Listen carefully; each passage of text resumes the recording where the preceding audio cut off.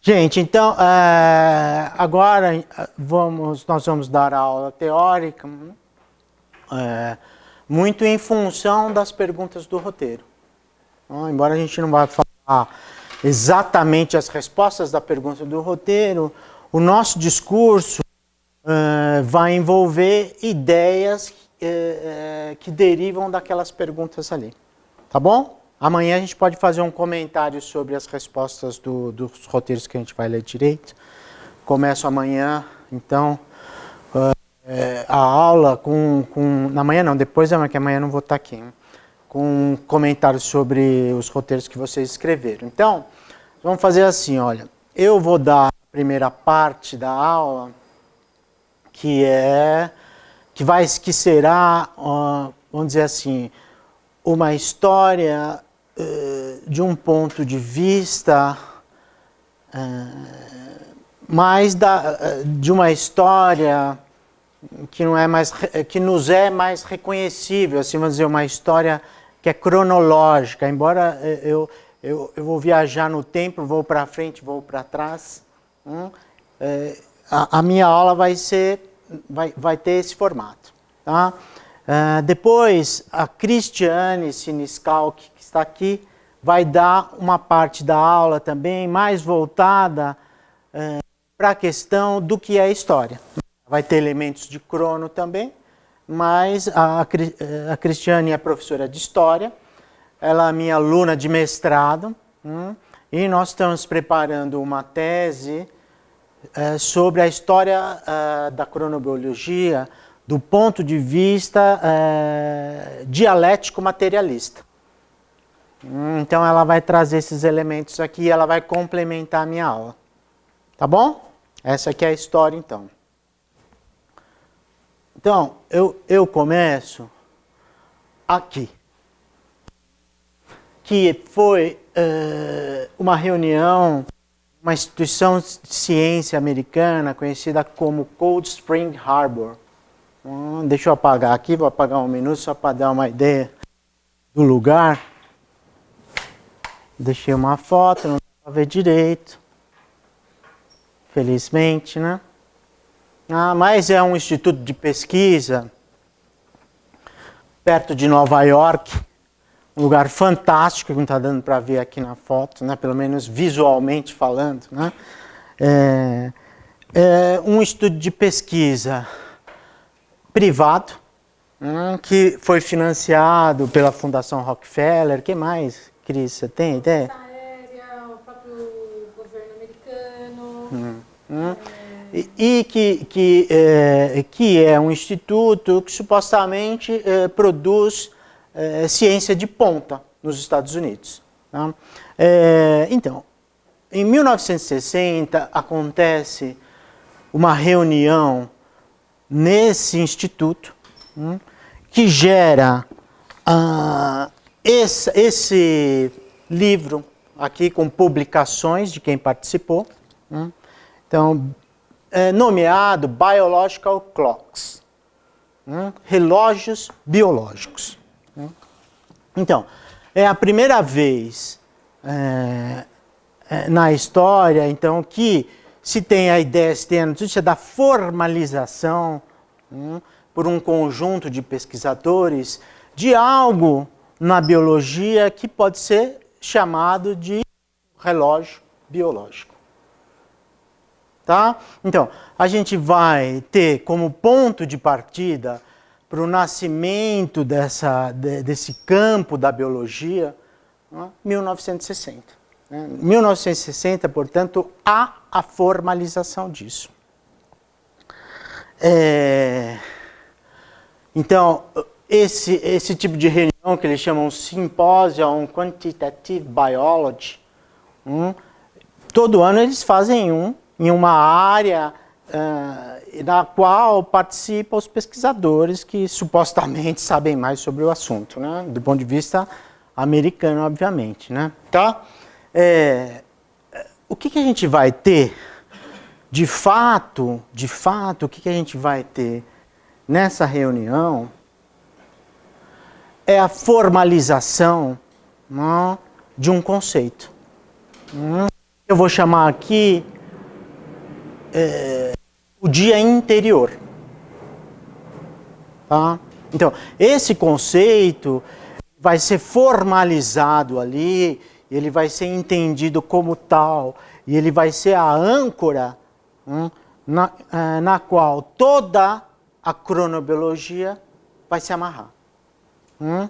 E, de fato, a minha história aqui agora, que eu vou contar para vocês, vai ser a história dessa ideia, do dia interior.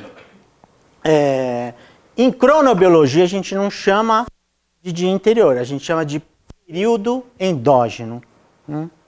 Tá? Eu gosto de chamar de dia interior. Pode. Sorriu que vocês vão estar nas notícias da IASH.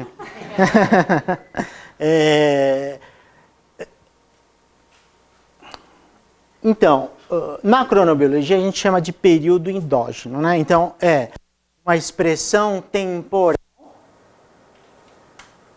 do próprio corpo, que surge no próprio corpo. Esta é a ideia. Né? Eu gosto de chamar o dia interior, por quê?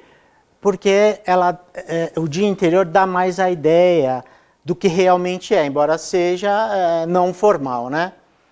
Como se fosse um apelido do período endógeno. Porque a gente tem o dia interior e o dia exterior que todo mundo conhece. Então, o dia exterior, ele é de fácil acesso à consciência. Então, todo mundo sabe, todo mundo vive no seu dia a dia, um dia que passa. Um sol que nasce, uma hora que eu acordo, uma noite que chega, a hora que eu vou dormir, e o próximo dia. Esse é o dia. Então, a ideia do dia é muito comum na nossa cultura e acho que eu acho em qualquer cultura humana. Não tenho certeza absoluta disso, mas em qualquer cultura humana, a ideia do dia que passa é muito comum. Agora, a ideia de que existe um dia de dentro do corpo é uma ideia, pelo contrário, desconhecida. Ela é desconhecida. Bárbara, você entende? Você sabia que você acha que você tem um dia interior? O que significa isso? O que significa ter um dia interior?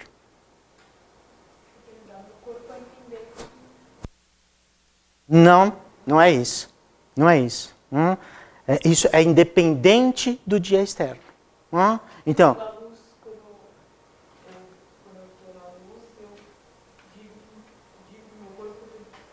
Então, e isso seria, o que você está falando não é seu dia interior, você está falando o seguinte, o meu corpo se ajusta ao dia exterior. Mas a pessoa, por exemplo, trabalhar à noite, ela tem que ficar a noite inteira acordada. Então, o dia dela não seria assim, não estaria ajustado no dia exterior.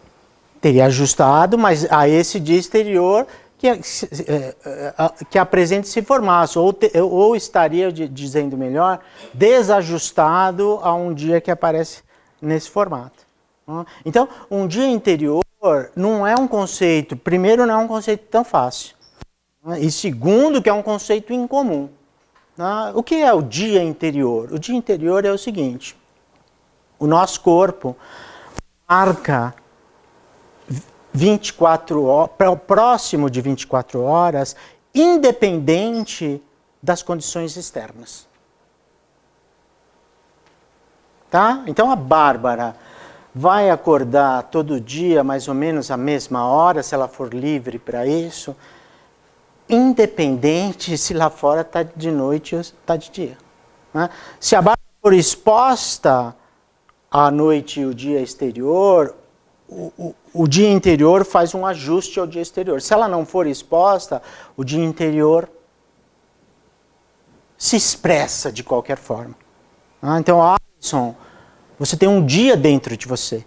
Então, o seu corpo, a sua regulação fisiológica se dá de forma sequencial, temporal, independente de qualquer coisa.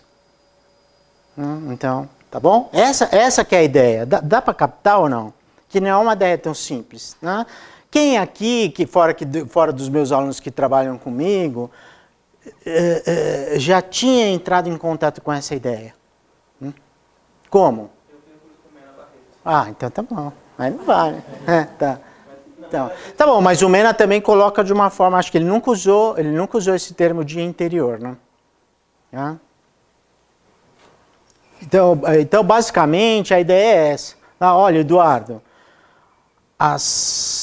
eu vou chutar aqui um momento do dia, tá? Olha, às 7 da manhã, a sua glândula suprarrenal secreta cortisol.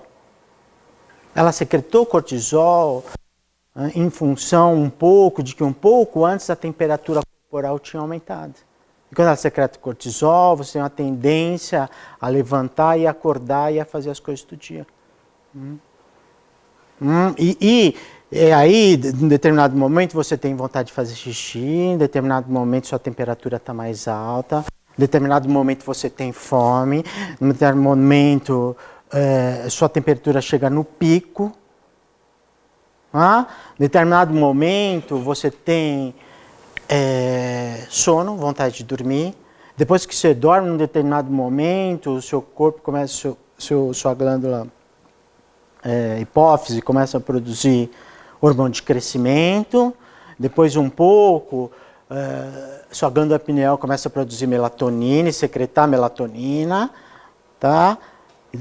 E depois de um pouco, a glândula suprarrenal começa.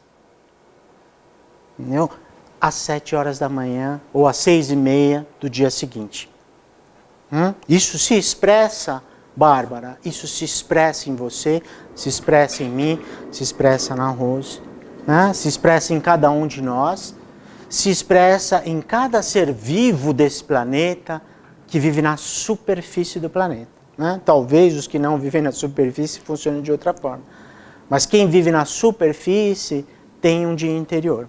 Tá? Então, eu vou falar para vocês a história da cronologia em função de como essa ideia surge como parte da cultura humana.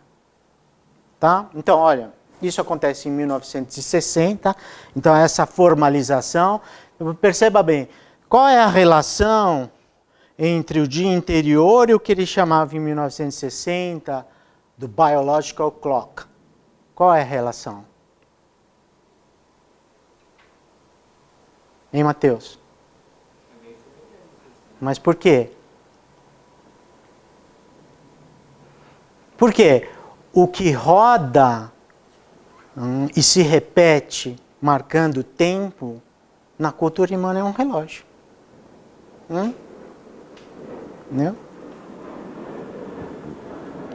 Então, um animal se expressa dessa mesma forma sem ter relógio, sem ter a cultura do tempo do relógio. Ele simplesmente se expressa.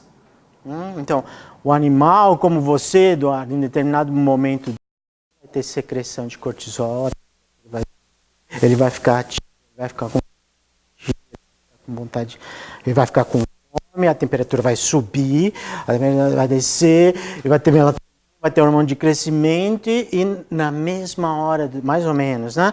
Na mesma hora do dia seguinte, a glândula suprarrenal vai produzir cortisol. E ele vai levantar, logo depois ele levanta e vai cuidar da vida dele. Né? E ele não tem nenhum relógio, mas ele mantém o mesmo horário. Então, como é que se mantém o horário? Então, é uma analogia possível, analogia do relógio. Tá bom? Nós não gostamos mais, principalmente nós os brasileiros, parte dos brasileiros que fazem cronobiologia, dessa analogia. Isso não é um relógio. Em 1960 fazia todo sentido. Para a gente, em 2017, em 2018, já não faz muito sentido. Isso não é um relógio. Tá?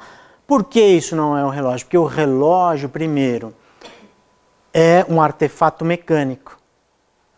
O corpo não é um artefato mecânico. O corpo não é uma máquina perfeita. Mesmo porque a evolução opera nas imperfeições desse corpo. Se todos os corpos fossem perfeitos, todos iguais, não tinha espaço para o processo evolutivo acontecer. Então, e por quê? Porque o relógio ele marca o tempo por meio dos seus mecanismos. sistema de temporização dos seres vivos, ele faz uma conversa com os elementos da natureza. Tá? Então, portanto, as horas não necessariamente são sempre iguais nos mesmos momentos do dia.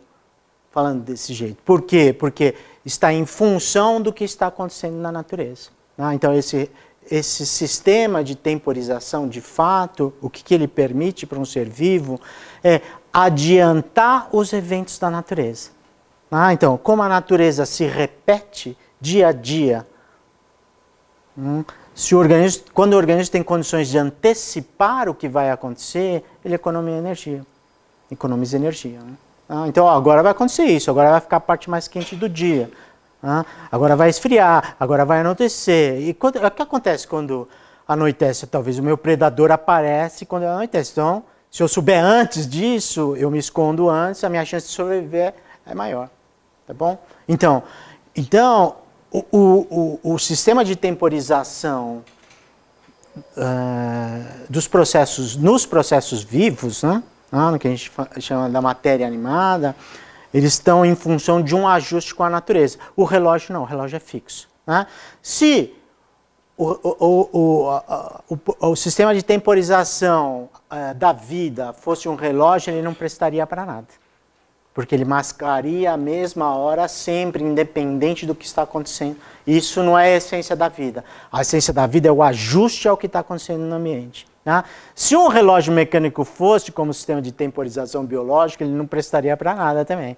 Porque cada dia ele marcaria um horário relativamente diferente. Tá? Então a gente não gosta mais dessa ideia, mas de qualquer forma ela foi colocada nesse formato em 1960. Tá? Então, eu sugiro que vocês deem uma olhada nisso aqui, está online, se eu não me engano, né, Cris?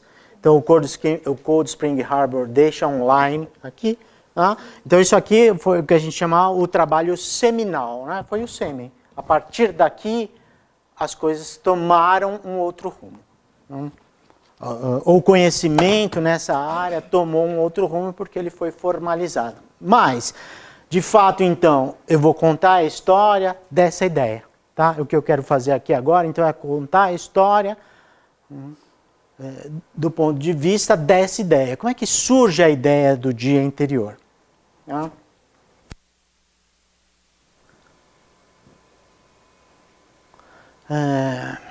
Então, eu vou me movimentar para frente e para trás, tá? Eu só queria ainda em 1960 chamar a atenção de vocês dos pioneiros. Né? Então, quem estava liderando esse encontro de cientistas no Cold Spring Harbor em 1960? Então, era um pesquisador chamado Irwin Bunning.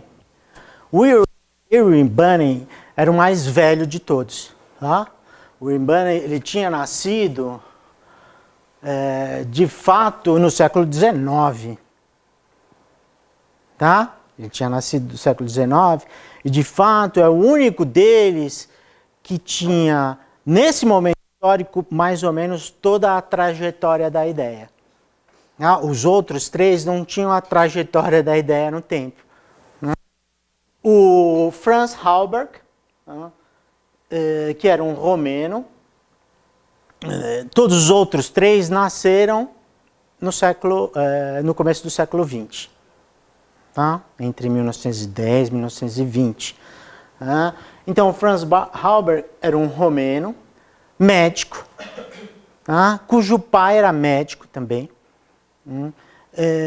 que começa a perceber na sua prática médica e na ciência que ele faz dentro da medicina também, que algumas células que ele conta do sistema imune, células brancas, elas apresentam um padrão de contagem em função do tempo, da hora que se faz a coleta para contar.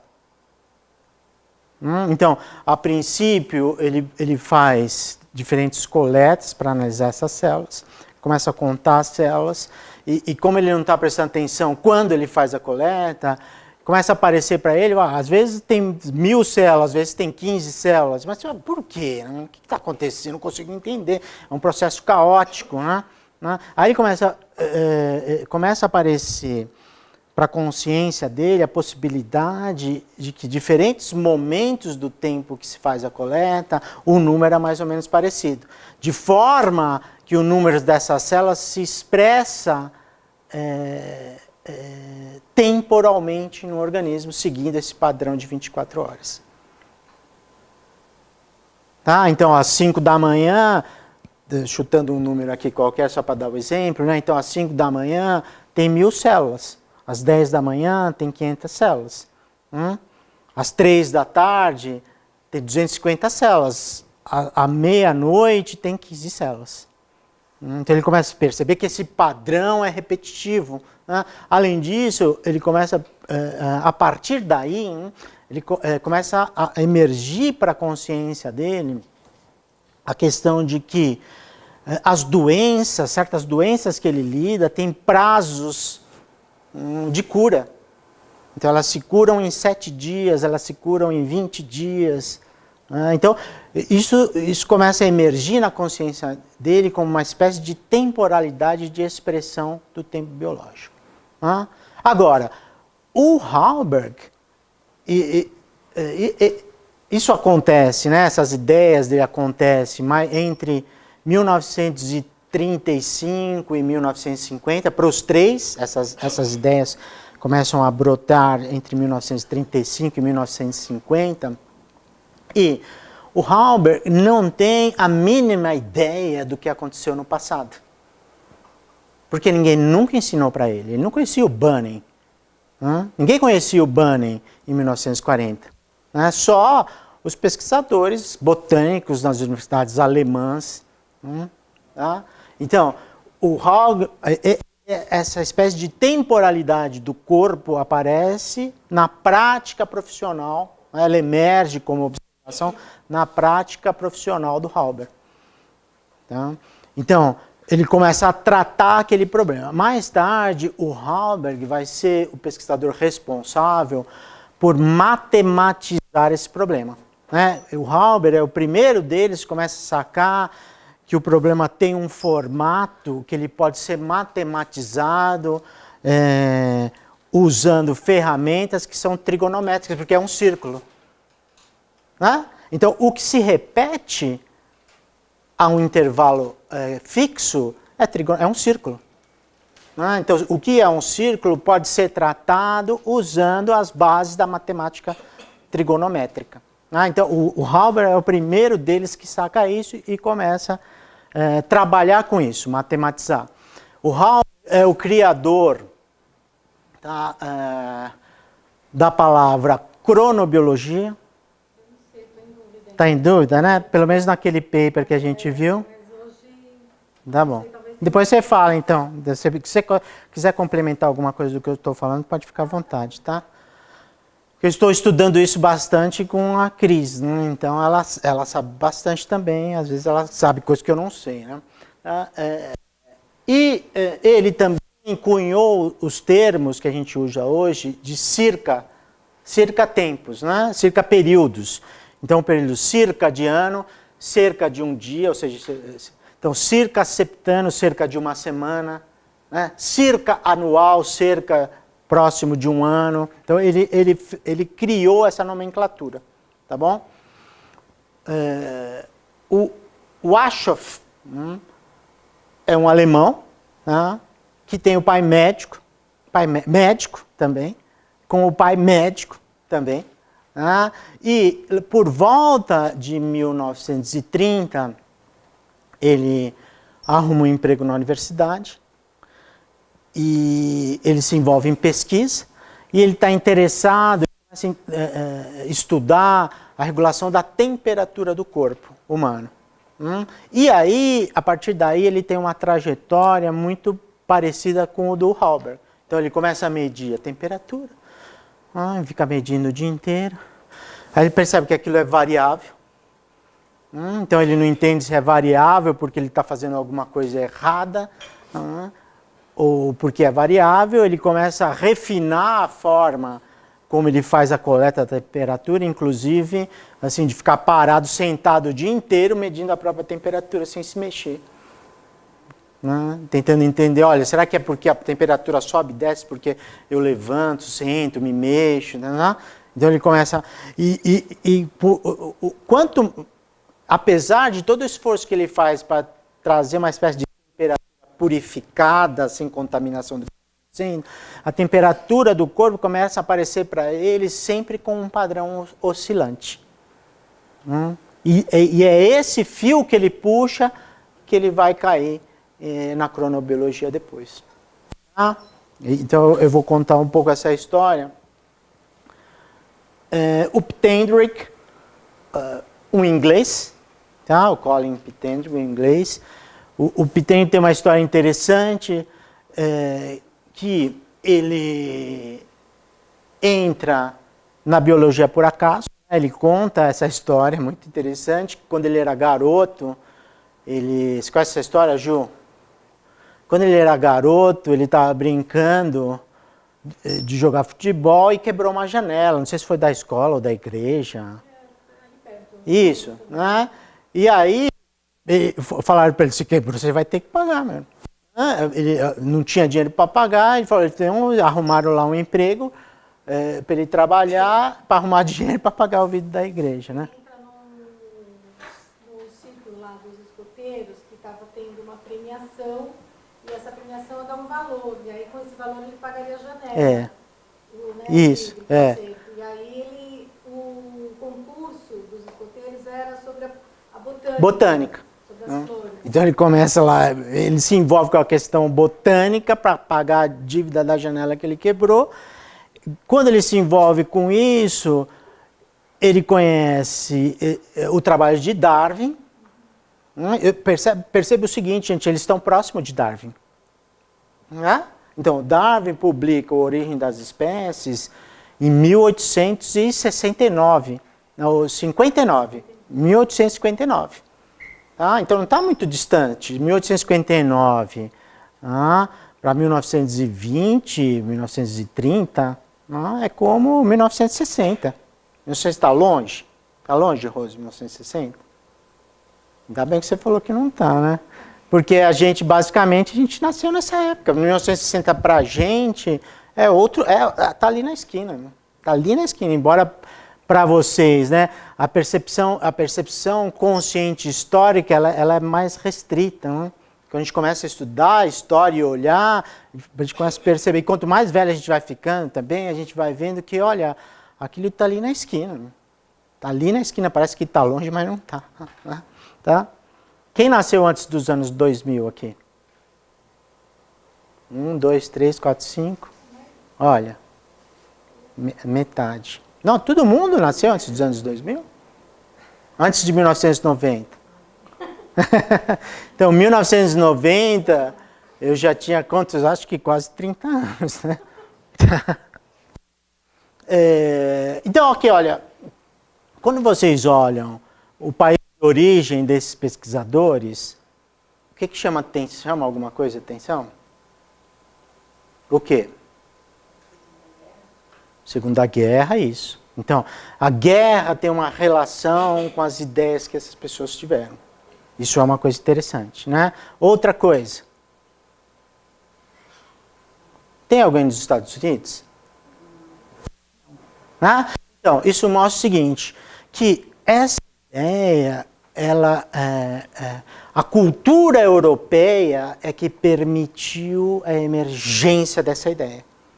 Não foi a cultura americana. Né? Apesar que a gente vai ver que depois, praticamente todos eles vão trabalhar nos Estados Unidos. Né? Então, os Estados Unidos traz todo mundo para suas universidades e o grande boom dos estudos desses sujeitos vai ser nas universidades americanas, né? Com exceção do Halberg, do Aschoff, né? Do Aschoff. Ele não fica? É que ele já está mais velho, né, o Bunny? Nessa época ele já está mais velho.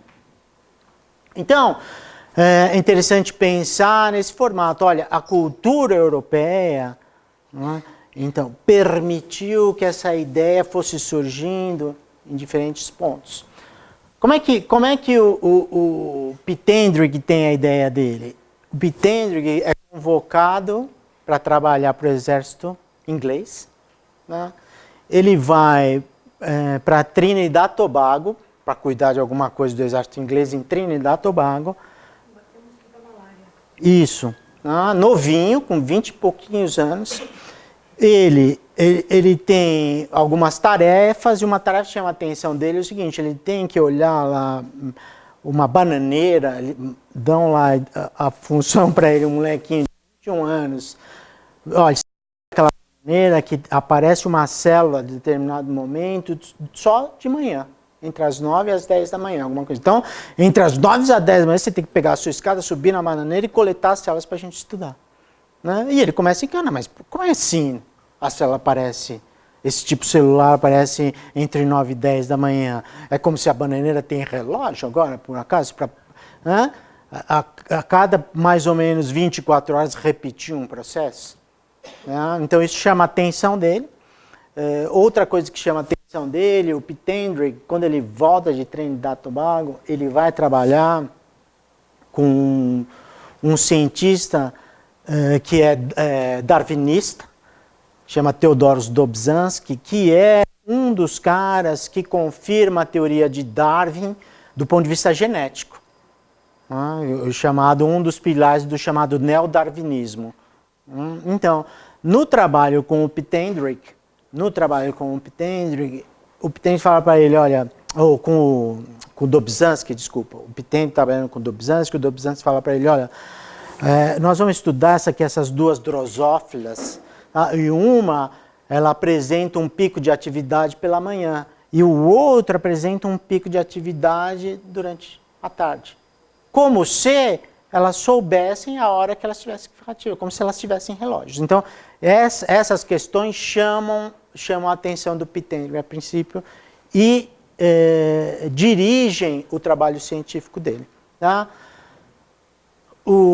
Na história do Pitendrick que ele conta, existe uma conexão com o Ashov, né? Então, tem um pesquisador que chama Gustav Kramer, que trabalhava nessa época também, era um pouco mais velho que os dois, que trabalhava na mesma universidade que o Ashov, na Alemanha, e que inspirou o Pitendrick numa palestra que ele foi sem querer um dia.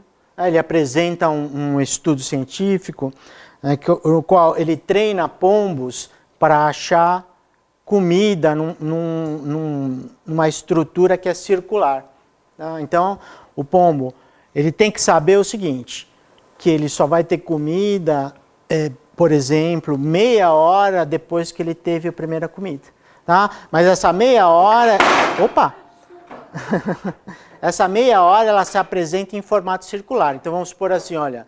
Ele tem alimento à meia-noite, depois ele vai ter alimento às 3 da manhã, depois ele vai ter alimento às 6 da manhã, tá? Às 9 e assim por diante, de 3 em 3. E se você pensar num relógio, a comida se localiza nesse ponto, né? Numa estrutura circular. Então, ele treina o pombo de forma que o pombo entende que passou 3 horas, então, portanto, agora o alimento está num ponto específico.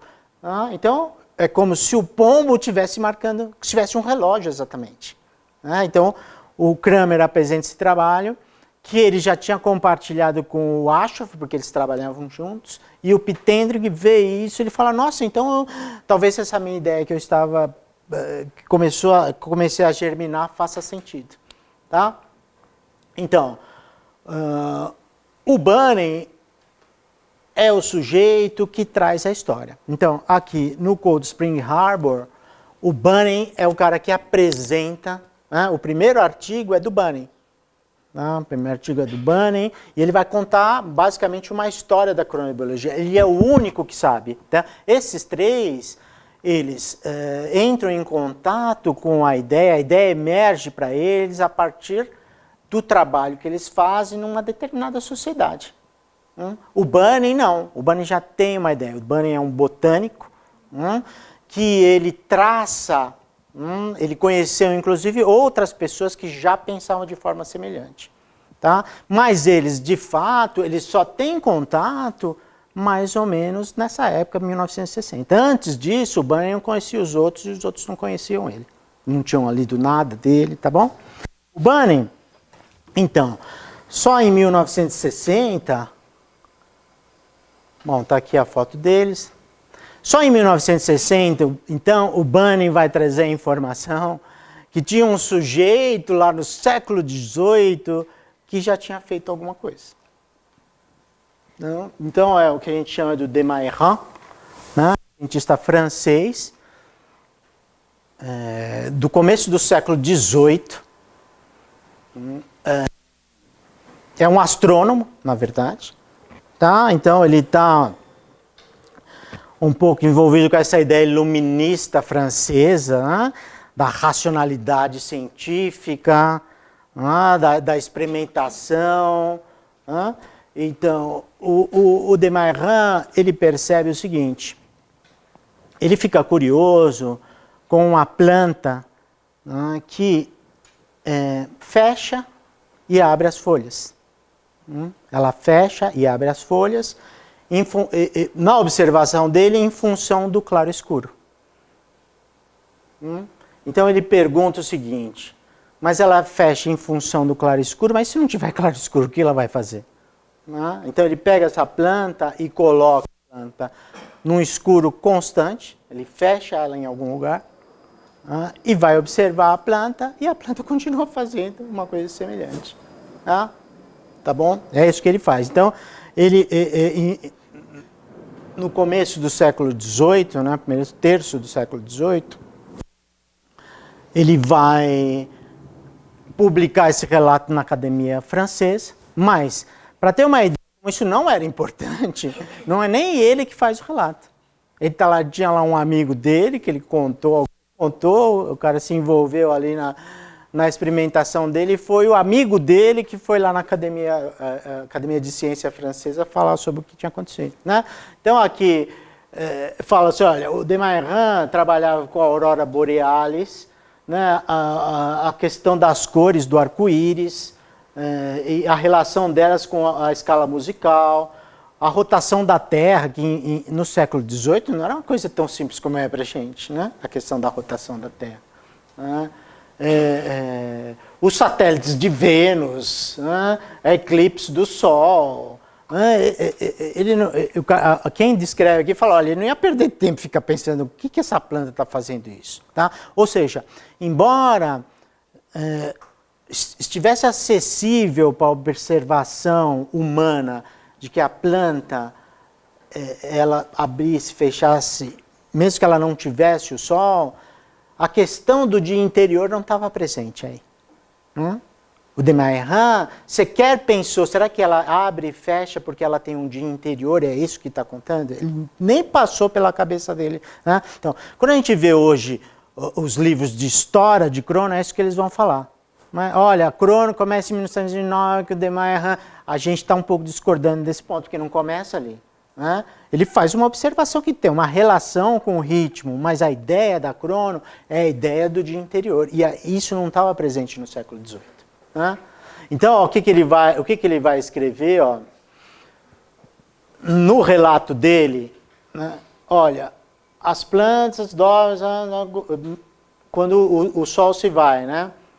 Como quando se toca nela, né? Então, quer ver? Ó, onde que está isso que eu quero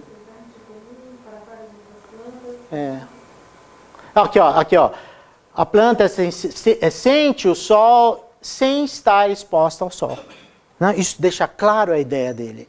Olha, ela não está rodando sozinha, ela está sentindo o sol mesmo sem estar exposta ao sol. Essa que era a ideia dele, que a planta abre e fecha porque ela sente o sol.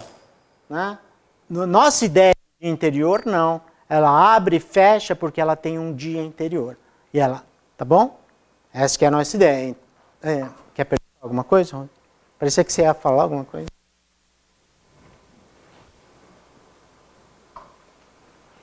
Bom, olha, uma coisa que não passou pela cabeça do Desmarais foi o seguinte: quanto dura qual é o intervalo entre a folha fechar, a planta fechar a folha e fechar a folha de novo? Quando ele estava sob o claro escuro, basicamente ele seguia o padrão do dia e da noite, de 24 horas. Mas será que quando ela está só no escuro, ela faz isso também? O De Candolle vai fazer isso. Vai começar a medir o tempo em que a folha fecha, depois da última vez que ela fechou, estando no escuro constante. Tá? E aí ele vai medir, e olha, isso acontece a cada 23 horas e meia, mais ou menos. Tá? Então não é 24, é diferente de quando ela está exposta ao sol. Então, aí está contida de que 23 horas e meia é a duração do dia interior dessa planta. Mas o De Candolle não falou isso, ele não sacou isso. A ideia dele ainda era, a planta está respondendo a alguma coisa que eu não sei o que é direito. Tá? Mas ela mudou aqui, mas ela está respondendo.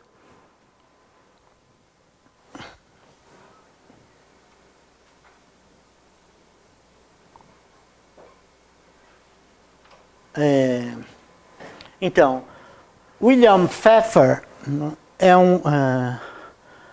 um sujeito então, que viveu do século XVIII para o século XIX, século XIX para o século XX, desculpa. Um sujeito, assim como Bunning, que pertence a uma escola de pensamento alemã, que isso é muito interessante, que a gente chama do romantismo alemão. Vocês já entraram em contato com o romantismo alemão? Alguém aqui? O romantismo alemão era uma espécie de resistência ao iluminismo francês.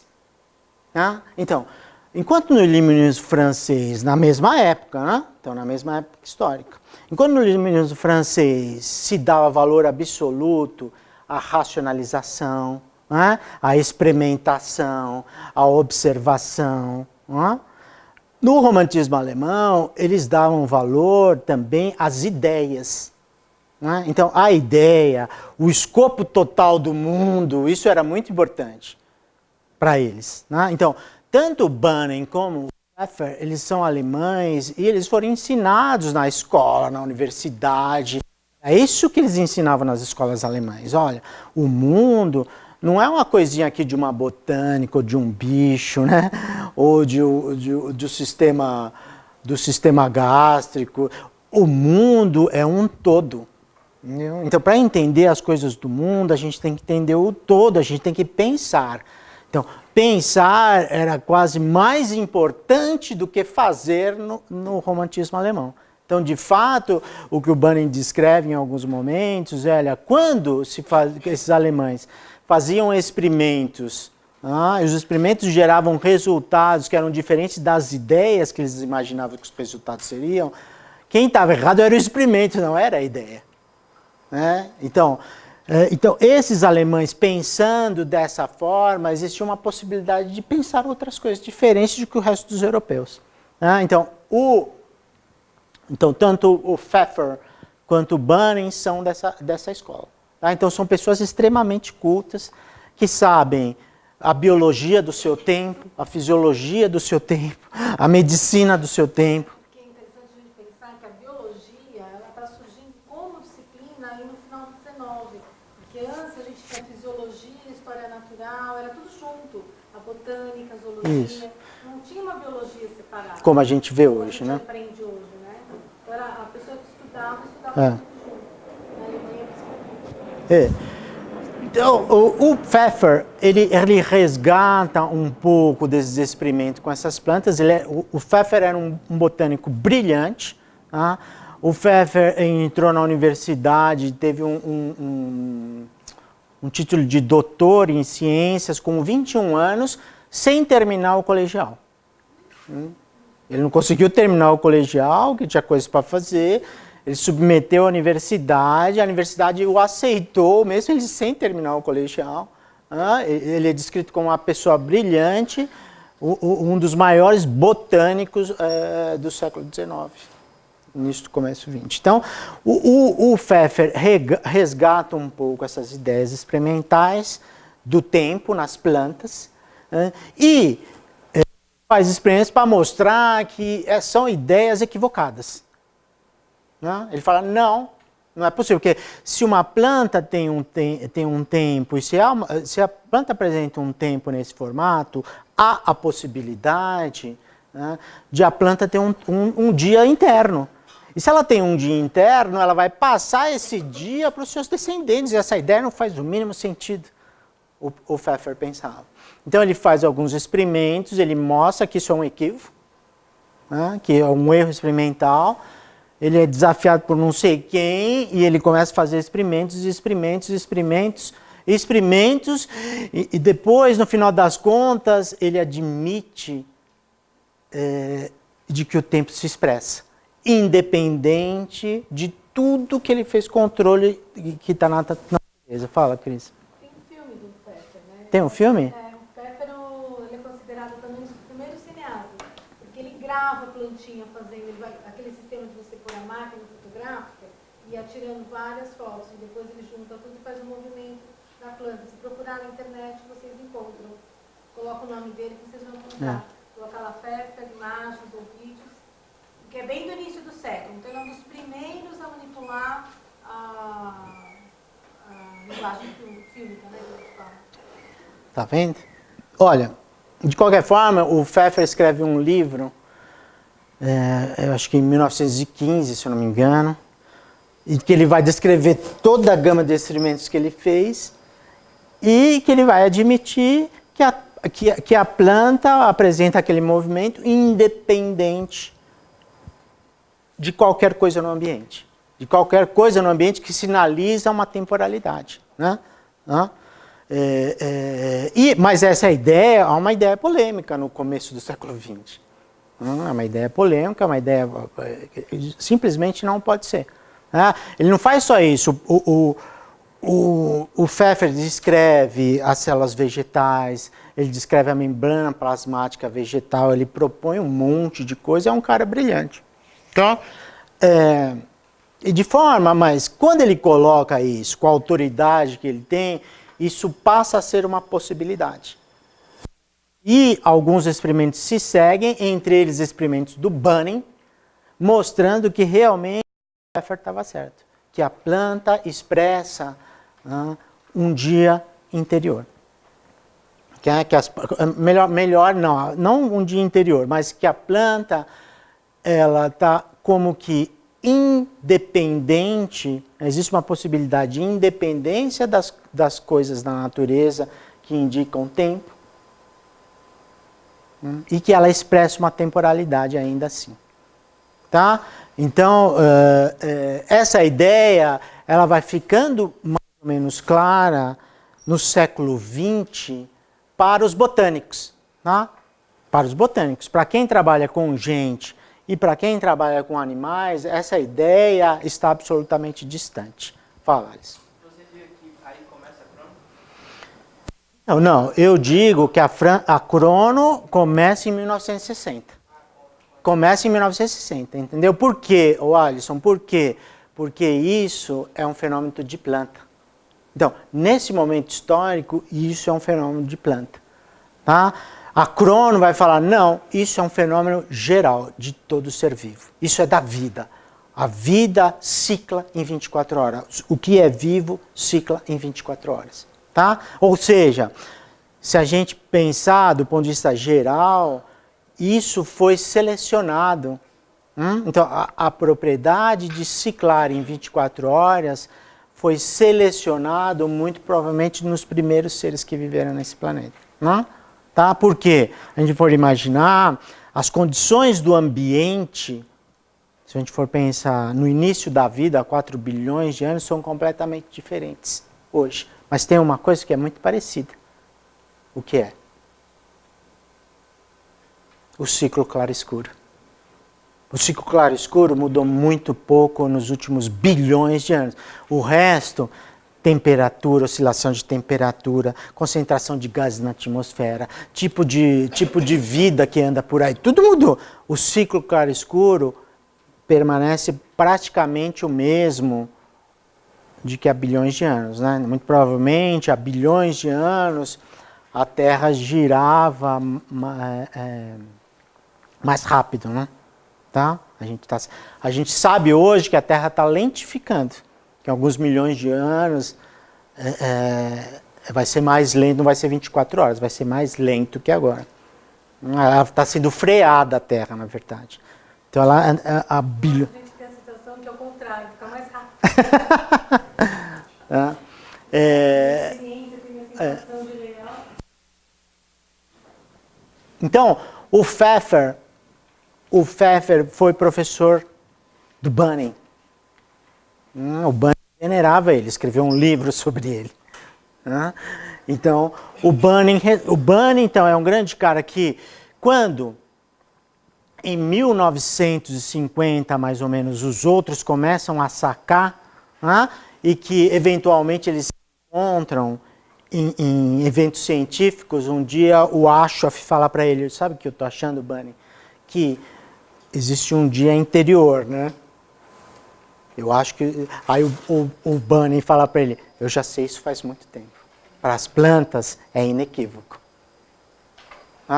Então aí, a partir daí foi um pulo para pensar o resto então. Essa questão então da percepção, uma percepção cultural, científica, de que os organismos exibem processos fisiológicos que oscilam a cada 24 horas, não? Ela estava ali, culturalmente, já estabelecida. Em 1949 foi criada a Sociedade para os ritmos biológicos, a pesquisa em ritmos biológicos, né? Society for Biologic Rhythm Research. Então foi criada por alguns pesquisadores europeus, basicamente nórdicos, Suécia, Dinamarca, Alemanha, que descrevia muitos estudos no qual eles observavam variáveis fisiológicas se expressavam com periodicidade, e uma das periodicidades possíveis que eles conseguiam observar era uma periodicidade de 24 horas. Tá? Mas, em 1949, 1950, quando eles fizeram as primeiras reuniões, o que eles achavam é que a fisiologia era rítmica em resposta ao mundo rítmico. Se não houvesse ritmicidade no mundo, não haveria ritmicidade fisiológica. Entendeu? Então eles não tinham, em 1950, eles não tinham ainda, a gente leu muita coisa deles, né? Então em nenhum momento eles entendem aquela ritmicidade como uma expressão do próprio corpo. Eles entendem como uma expressão, como uma resposta às coisas do ambiente, como ao claro-escuro, que se apresenta num ritmo de 24 horas. Né? Tá?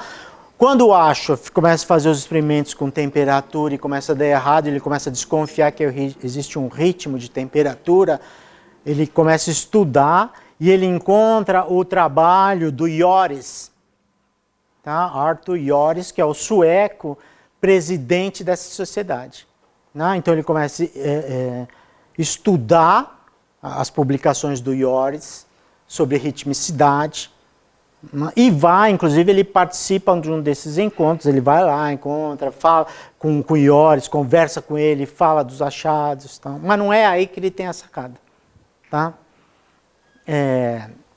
Então, dessa sociedade, tem o presidente que é importante, e tem o Kalmus também, que era outro botânico dessa sociedade, conheceu o Bunning e que tem muitas publicações também históricas, que é um cara que entendia também a história da Crono. Bom, então, eu volto para onde eu comecei. Tá? Então, o que a gente vê? Que em 1960, um grupo de pessoas se reúnem de forma que eles formalizam um conceito que vai dirigir toda uma área da biologia, que é o conceito de período endógeno. Então, o conceito de período endógeno, como é que o período endógeno é ajustado ao período exógeno? Então, os mecanismos, as células, as regiões no sistema, tudo isso começa a ser desenvolvido a partir dali. Então, essa ideia, como ideia, ela é formalizada ali e ela nasce poucos anos antes. Embora para as plantas já se tenha uma ideia de que isso é verdadeiro a partir do começo, dos meados do século XX. Tá? Basicamente, o que se tem é esse registro aqui, tá bom? Eu recomendo esse registro aqui para vocês, quem se aprofundar mais. Tá? Então, o começo de tudo é aqui. Aqui está formalizado as ideias, o conceito, e nasce, então, uma nova disciplina dentro da biologia, que é a cronobiologia. Então, uma disciplina, portanto, que tem vários conceitos, que pode ser ensinada para um grupo de alunos. Até ali isso não existia. Não existia. Pode ser ensinada e pode ser aplicada nas diferentes sub-áreas da biologia. Então, hoje, ou outras áreas também, não, até fora da biologia. Então, hoje, a gente tem a ideia de que a cronobiologia é uma ciência que a gente, ou é um campo, uma disciplina, que ela está envolta, ela tem como base diversas áreas científicas. Então, a gente chama ela de uma ciência interdisciplinar. Ela tanto bebe em várias fontes, como ela fornece elementos para formar ideias sobre várias coisas do mundo. Tá bom? Então, eu acho que a minha parte vem aqui e eu passo para você, então, Cris. Tá bom. Então, em primeiro lugar, boa tarde para vocês. Acho que alguém já me conhece aqui, né? Que o Joaquim deu outra vez. Peraí, para um pouco, só um segundo. Fala. Você tem que pegar isso aqui, ó. Precisa? Senão não vai sair, é só filmando. Precisa. Me ajuda aqui. Precisa.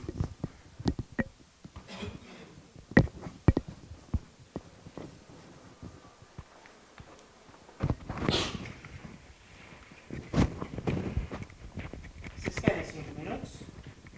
Então vamos lá, turma.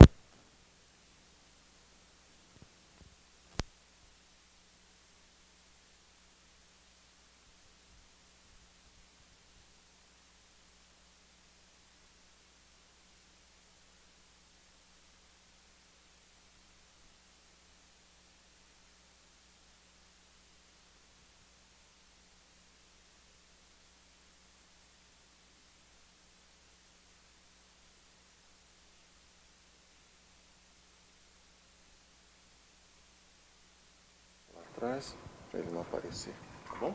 Aqui, né? Pode ser aí. Puxa mais um pouquinho o fio. Não, aqui já deu. Tá. Vamos esticar aqui na... Tá bom? Tá bom. Fala um pouquinho, tá?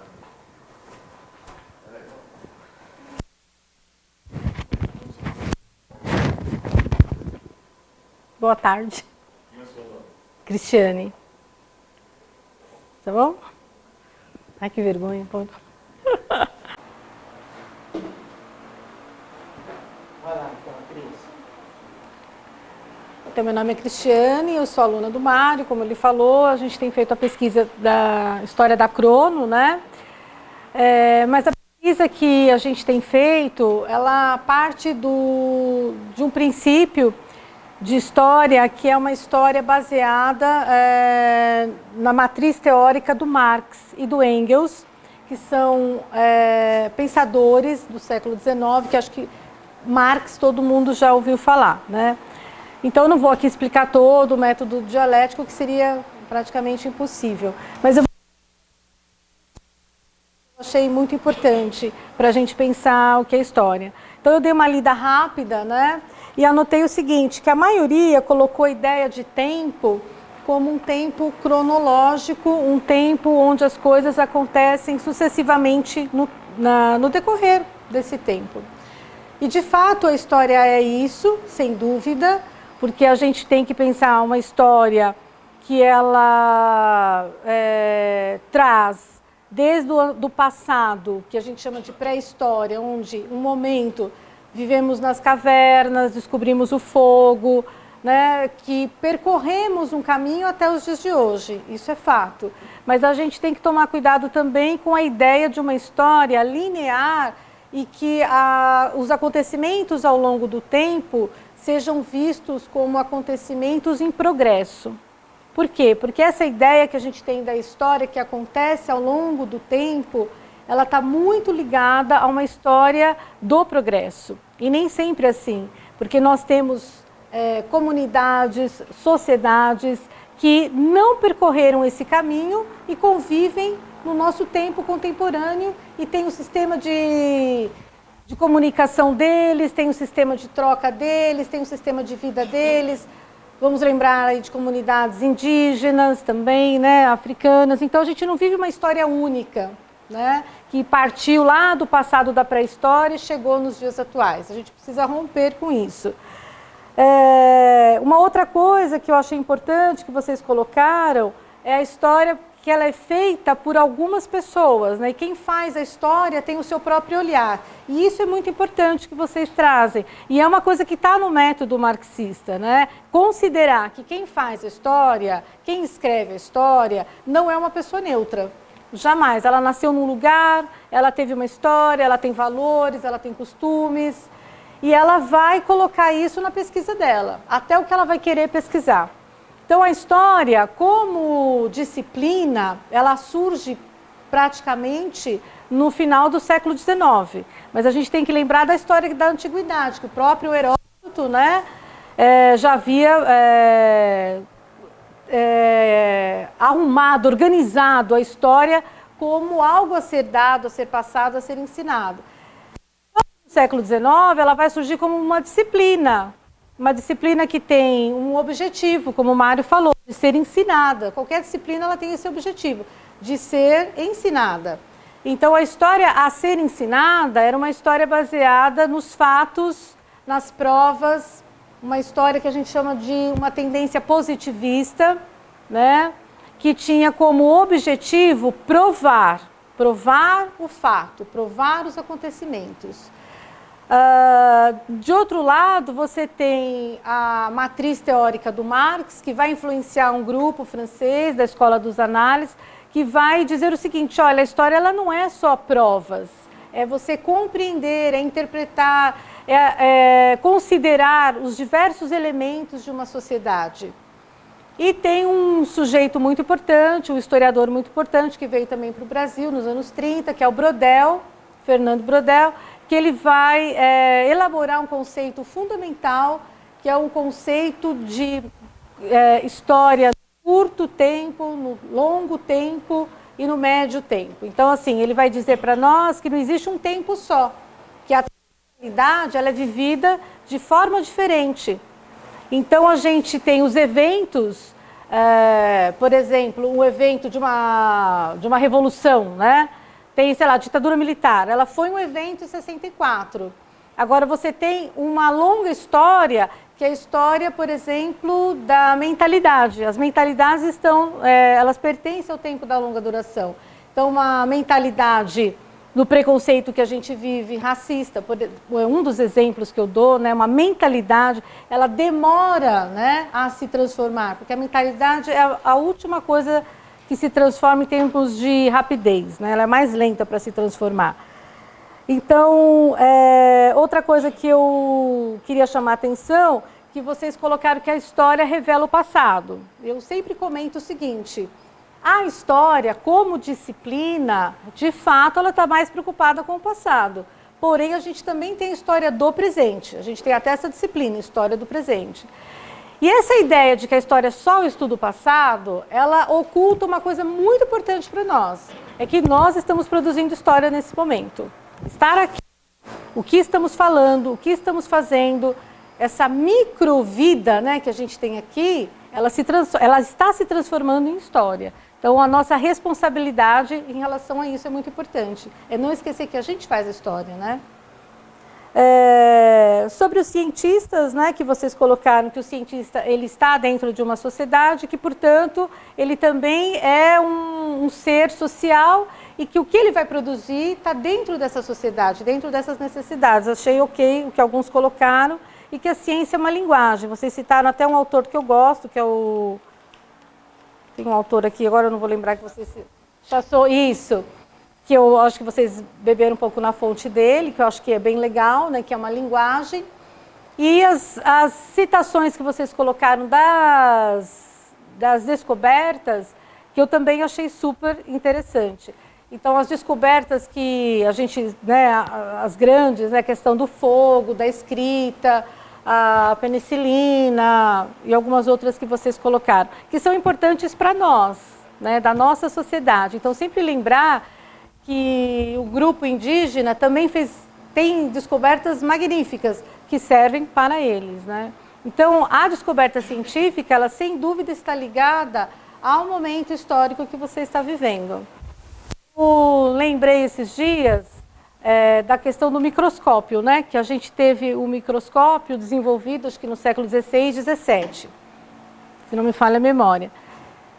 Mas, no entanto, ele só vai se tornar uma peça-chave para a ciência no final do século XIX. Por que isso? Porque você tem as grandes aglomerações, o começo das epidemias, né? E aí, esses estudos se tornaram importantes. Então, se vai atrás de uma solução para aquilo. Seria mais ou menos isso. Uma ciência que ela procura resolver os problemas reais, que a ciência ela acaba respondendo, né, aos problemas reais. O microscópio é um exemplo disso. Ele era uma coisa já descoberta, já era feito, estava lá guardado e ficou muito tempo, ficou mais de 200 anos. E se torna importante no final do século XIX em relação ao que estava acontecendo. Responder aquelas doenças que surgiam, né? Então, mais ou menos isso que eu ia falar. Bom, sobre a nossa pesquisa, talvez alguém já tenha ouvido falar, mas eu vou comentar um pouquinho. Ela surgiu quando eu fiz uma disciplina com o professor Mário, Tempos Sociais e Tempos Biológicos, e nessa disciplina tinha na bibliografia um autor que é um historiador, e um historiador que tem como base teórica para ele, né, porque ele já é falecido, o Marx. Então, o Thompson fez uma leitura do Marx muito diferente do que todo mundo fazia. Porque o Marx, a princípio, se falar para vocês Karl Marx, todo mundo vai falar revolução, comunismo, né, luta de classes, infraestrutura. Tudo isso também é verdade. Mas o Marx, quando você o lê de uma maneira mais profunda, em algumas outras obras, como a Ideologia Alemã, por exemplo, você vai entender que ele procura explicar a realidade a partir de um método, que a gente chama este método de materialismo histórico e dialético, ou hífen dialético, né, que a gente usa sempre uma abreviação, MHD.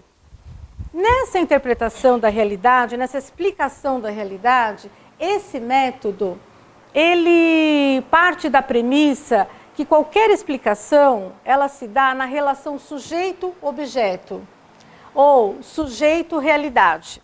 E essa relação é uma relação dialética. Então, para eu explicar qualquer realidade, eu preciso partir das coisas materiais que eu tenho dessa realidade, do que eu tenho de registro material dessa realidade. Isso para o historiador. Então, o Thompson, ele olha isso e ele não vai procurar explicar a luta de classes, por exemplo, na sociedade europeia, como uma coisa já dada, já pronta.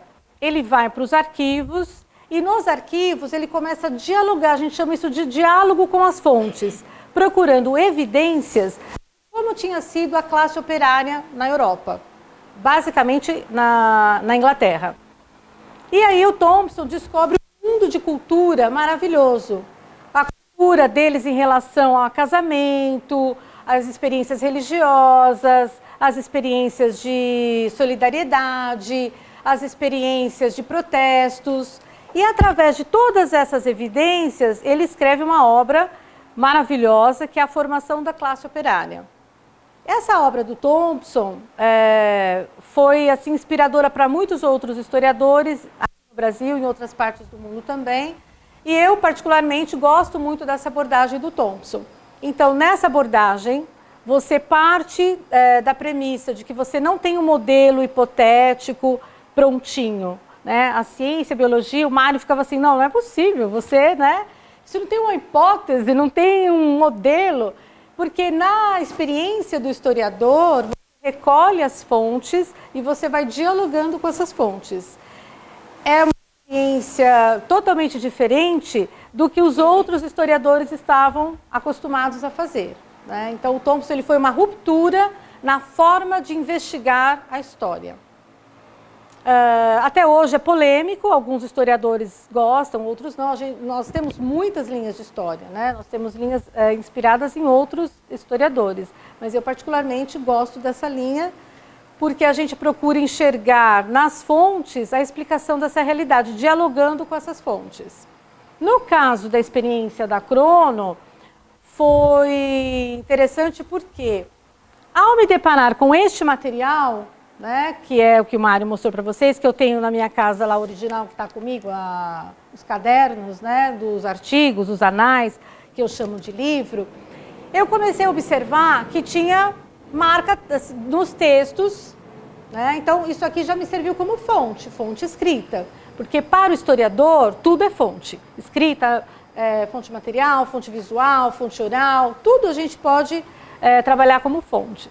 No caso desse material, eu observei que havia algumas marcas. Ou seja, alguém tinha lido algumas coisas. Aí tinha assim, marcas que estavam a lápis, marcas que estavam com caneta, 2 vezes marcado com caneta, com lápis, 2 vezes marcado com marca-texto. Então, eu observei que alguns autores eram mais citados. No caso, esses que o Mário colocou. Então, a gente já levanta a hipótese. Aí sim você vai levantando as hipóteses sucessivas. Então, a hipótese é qual? Esses autores foram importantes? Eles têm conceitos importantes? Eles estão marcados, né? Alguma referência aparece em outro lugar? Então, a gente começa a observar isso. E também para o historiador, que não está preocupado em fazer uma história só do discurso científico, mas o historiador que quer entender a história e a ciência, tudo nesse livro é importante. Então, onde ele foi feito, então a gente chegou lá em Cold Spring, então a gente foi analisar Cold Spring, o que era aquele instituto, quem que bancava o instituto. Essa primeira reunião do relógio biológico, né, essa primeira conferência que tem, é uma conferência que recebeu financiamento da Força Aérea, da Marinha, Rockefeller. Aí você pensa, mas puxa, por que a Marinha está interessada? Por que a Aeronáutica está interessada? Qual o motivo? Aí a gente vai olhar os participantes. E entre os participantes, nós encontramos um representante da NASA. E isso faz sentido com o momento que a gente está vivendo. Por quê? Para o historiador, pensando no método dialético, né, é você pensar não de forma linear, cronológica, do passado para o presente, numa linha onde está lá o Demarrian que achou a plantinha e veio o outro, numa sequência de trás para frente. Não. A gente pensar a história também como um contexto. Então, por que nos anos 60 a Marinha teve interesse a Marinha, a Aeronáutica, por que tinha gente da NASA? Qual seria o interesse de promover um encontro desses cientistas para discutir a questão do tempo? Qual seria o interesse? Então, eu comecei a perguntar isso e entender um pouco mais esse contexto que a gente já sabe, né? A Guerra Fria. Então, no período da Guerra Fria, a polarização entre os Estados Unidos e a União Soviética determinou uma série de ideologias, né, uma série de atitudes, de investimentos, para que a luta entre eles, né, a briga entre eles, fosse vencida pelo mais forte e agregasse os outros países menores, a América Latina ou a África, nessa divisão. Então, a viagem para a Lua, ela era o carro-chefe, por exemplo, do discurso do Kennedy, nos anos 60, para ser eleito. Então, no seu discurso, ele coloca já que ia promover a viagem à Lua, que os Estados Unidos iriam. Em 57, teve o foguete Sputnik. Então, a União Soviética tinha se saído um pouco mais à frente. Nos Estados Unidos, você tem teóricos que estão elaborando textos para dizer o seguinte: olha, os Estados Unidos precisam investir mais na tecnologia, na ciência, os Estados Unidos estão atrasados. E esses teóricos informavam o governo. Um deles é o Niebuhr, que era um teólogo também e tem grande influência no governo americano. E aí a gente vai em outros documentos, documentos da NASA, e aí a gente encontra nos documentos da NASA a referência a esses cientistas. E a gente volta para os documentos dos cientistas. Aí nos documentos dos cientistas, nós encontramos o quê? Nós encontramos o financiamento direto da NASA. Inclusive, para o bunker na Alemanha, que o Aschoff era o empreendedor. Nesse bunker, as pessoas ficavam lá como cobaias, né, utilizadas como cobaias, para saber o ritmo dessas pessoas, de sono, de urina, de tudo. E a gente sabe hoje que esse bunker, ele foi financiado não só pela NASA, mas pela OTAN, que é a Organização do Atlântico Norte, que durante o período da Guerra Fria, até os anos 90, foi uma organização muito importante, de caráter militar, né, para favorecer os Estados Unidos, fazer dentro da Europa aquela força, né, para não deixar a influência da União Soviética penetrar o comunismo. Então, eu analiso um pouco a história da crono por esse viés, por esse olhar que enxerga a cronobiologia não apenas como uma ciência que teve um começo lá na Grécia Antiga, com as primeiras plantinhas do tamarindo que eles observavam, que abria, que fechava, porque isso sempre existiu, né? Essa percepção do tempo. O relógio, por exemplo, a gente fala do relógio mecânico, né? Mas quantas formas de relógio nós tivemos, né? Na Mesopotâmia, na Babilônia, o primeiro relógio. Então, quando o Mário fez essa pergunta, e eu pensei em responder utilizando o materialismo histórico e dialético, foi nesse sentido, de entender o contexto que surge a cronobiologia. E aí, o que faz sentido hoje, né, aonde chegou o ponto da pesquisa? O que faz sentido é assim, que primeiro você tinha algumas notificações sobre a passagem do tempo. Depois isso se torna ritmo, né? E na cronobiologia, ela vai sintetizar esses ritmos como relógio, como passagem do tempo como relógio, né? Antes dos anos 60, não existe cronobiologia. Existe estudo dos ritmos, existe estudo da passagem do tempo, observações. Mas o estudo sistemático disso como um ritmo, só com a cronobiologia. E ela surge nesse contexto, com os investimentos que nós estamos encontrando aí, certo? Então, dentro da história do materialismo que a gente trabalha, do MHD, pensar as condições reais, né, as contradições reais que levaram ao surgimento da ciência. Então, a viagem para a Lua, ela explica, por um lado, a necessidade de se investir, porque para enviar o homem para a Lua, você tinha que dominar todas as necessidades, imaginar o que iria acontecer. A questão do sono, a questão da urina e fezes, né? Esses ritmos precisavam ser controlados. Mas, por outro lado, também sabemos que os estudos estavam voltados para a questão das viagens muito rápidas, a mudança de fuso horário, né? Então, daqui dos Estados Unidos para a União Soviética, os aviões que iam e vinham. Então, essas situações de viagem favoreciam o quê? A cronobiologia como ciência, porque eram esses cientistas que iriam responder ao que a OTAN precisava, ao que a NASA precisava. Tá certo? Então, seria mais ou menos isso a minha fala. Mas fala aí para eles, as fontes materiais que você analisa, de alguma forma, são capazes de informar que a NASA financiava essas pessoas? As fontes sim, porque elas têm Então, as fontes, quando a gente fala, é assim, você pega um artigo do Aschoff, ou um artigo do Pythagoras ou do Halberg, né? E lá você tem a notificação, o número do contrato que a NASA pagou para essa pessoa, para esse cientista. Assim como o da OTAN também. Então, esse estudo foi financiado para a OTAN, tem os encontros que a OTAN está por trás, né? Então, esses cientistas que nós estamos aqui focando, os principais, que eles são principais por quê? Voltando lá para o que a gente partiu, né? Eles são principais porque eles colocaram os conceitos que até hoje são fundamentais da crono, que é o do ritmo circadiano, do Halberg, os relógios biológicos do Pythagoras e do Aschoff, que é o Zeitgeber, né? O Zeitgeber e tem outro do Aschoff. Zeitgeber, vocês sabem? Sabem, né? Então, você pode explicar. Então, esses conceitos principais da crono, que assim, eles derivaram outros estudos, promoveram, né, novos saberes. Então, esses conceitos partiram desses cientistas. Portanto, eles são cientistas de uma importância muito grande para a gente entender o que eles estavam fazendo naquela época, tá? Então, a pesquisa está caminhando por aí.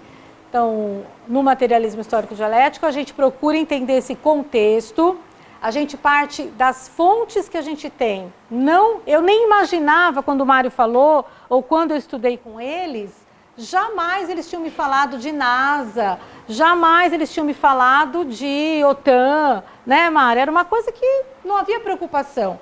E eu disse, não, se eles estão nos anos 60, é bem provável que essa ciência esteja ligada à viagem à Lua e tal, e a gente foi descobrindo isso. E as fontes foram mostrando, né?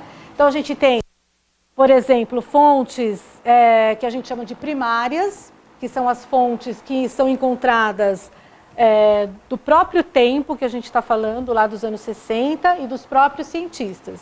E nós temos as fontes secundárias, que são as bibliografias, são os livros que dizem respeito a essa ciência. Então, eu tenho autores que contam a história da cronobiologia. Aqui no Brasil, por exemplo, tem esse livro, que é do Mena e do Nelson Marx, né, que são organizadores. Cronobiologia, Princípios e Aplicações. Esse livro é da década de 90 aqui no Brasil.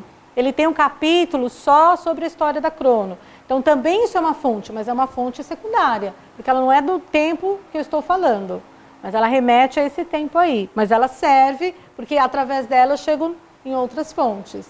Então, a gente vai fazendo esse recorte. O essencial é trabalhar com essas fontes, é fazendo esse diálogo, e aí você vai na NASA, encontra os arquivos digitais, você vai na biblioteca, hoje está muito mais fácil, né? Você vai na biblioteca da Alemanha, do Aschoff, imagina se tivesse que fazer tudo isso viajando, né? Então, hoje você entra nos arquivos, você pede os arquivos, eles cedem, geralmente, né, sem cobrar nada, mas tem alguns que cobram, né, universidade particular, tem que pagar, é o caso do Pythagoras, o Pythagoras também, por ser muito recente, alguns arquivos estão fechados, nós não temos acesso, mas alguns nós conseguimos comprar e olhar, né, o material dele.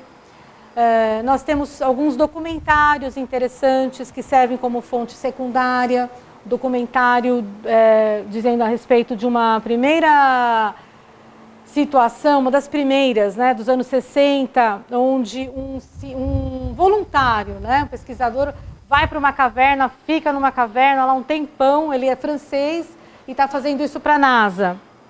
Então, você tem essas fontes que elas são secundárias, mas que nos ajudam a compreender como que essa ciência surgiu, né? Então, é por aí que eu acredito, que a ciência, sim, ela faz parte dessa história e, ao mesmo tempo, que ela faz a história, né? Ela não é só consequência. Por quê? Existe a questão das escolhas individuais. Então, quando o Mário chamou a atenção de vocês, olha, de onde eles são esses cientistas? Todos eram europeus, correto? Mas esse simpósio acontece nos Estados Unidos. E isso não é à toa. É porque no pós-guerra, né, pós-segunda guerra, os Estados Unidos conseguem chamar quase todos os cientistas para o trabalho lá, porque os Estados Unidos estava muito bem, né, e a Europa devastada. Então, para o Pitendro, que era o inglês, ele nem volta para a Inglaterra, ele já vai direto para os Estados Unidos. O Halberg, que nasceu na Romênia, também acaba indo para os Estados Unidos, porque tem uma promessa de vida melhor. Então, se torna um centro econômico e, ao mesmo tempo, um centro de desenvolvimento. E os cientistas são sugados por essa força, né? Eles vão para lá. Então, é uma escolha individual, mas é uma escolha individual dentro desse contexto, que parece individual. Ela é individual, mas ela também pode ser explicada dentro desse contexto. Correto? Seria mais ou menos isso o que eu teria para falar. Tem alguém alguma pergunta? Vocês querem perguntar alguma coisa? Deu para entender o que eu falei? Então tá bom. Deixa eu pegar o microfone que eu vou falar mais um pouco. Peraí, tira por aqui, por aqui.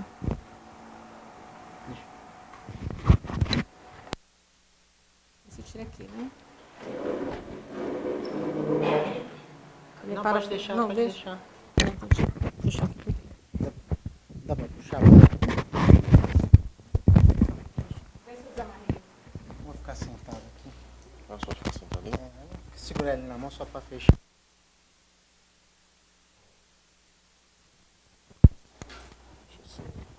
Eu falo aqui assim. Não precisa ser muito perto, não. Se eu Não? quiser Tá bom. ou mais pra baixo, Tá bom. fica mais à vontade. Gente, então, ó, para fechar, eu iria resumir então da seguinte forma: nós estamos contando a história de uma ideia, uma ideia que se formaliza, que se cristaliza na década de 60. Né? Então, nossa pergunta quando a gente vai fazer história é o seguinte: olha, se a gente vê que essa ideia, que a observação que gerou a ideia, né? A materialidade que gerou a ideia, ela está presente desde o século XVIII, por que é que só na década de 60, do século XX, né, quase no final do século XX, é que ela se cristaliza? Então, quando a gente faz essa pergunta, uma das possibilidades de resposta é entender o contexto social, histórico, aonde ela surge. Né? Então, a Cris, o que ela coloca é isso. Né? É o contexto histórico, social.